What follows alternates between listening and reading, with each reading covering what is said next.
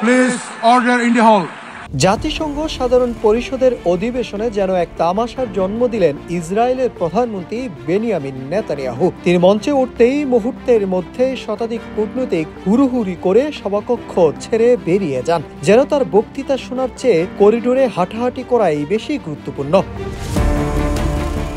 গাজায় গণহত্যা চালানো এবং মধ্যপ্রাচ্যের বিভিন্ন দেশে আগ্রাসী হামলার দায়ে ক্ষুব্ধ কূটনীতিকরা এই ওয়াকআউটের মাধ্যমে নেতানিয়াহুকে কড়া বার্তা দিয়েছেন, যেখানে রক্তের গন্ধ সেখানে করতালি নয়, প্রতিবাদী হবে। দ্য টাইমস অফ ইসরায়েল ও মিডল ইস্ট আই এর প্রতিবেদনের তথ্য অনুযায়ী জাতিসংঘের মঞ্চে নেতানিয়াহুর উপস্থিতি বিশ্ব কূটনীতিকদের কাছে যেন এক বর্জনীয় দৃশ্য হয়ে দাঁড়িয়েছে।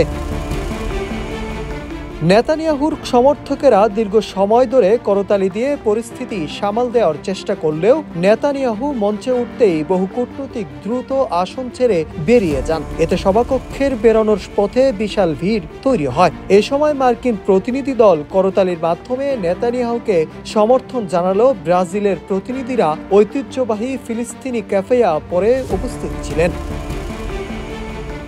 এর আগে ফিলিস্তিনি কর্তৃপক্ষ জাতিসংঘে পাঠানো একাধিক চিঠিতে বিশ্ব নেতাদের নেতানিয়াহু ভাষণ বর্জনের আহ্বান জানায় এবং ইসরায়েলি প্রধানমন্ত্রীকে যুদ্ধাপরাধী হিসেবে অভিযুক্ত করে। তারা অভিযোগ করেন, আন্তর্জাতিক অঙ্গনে ইসরায়েল আসলে গণহত্যার দায় এড়াতে চাচ্ছে।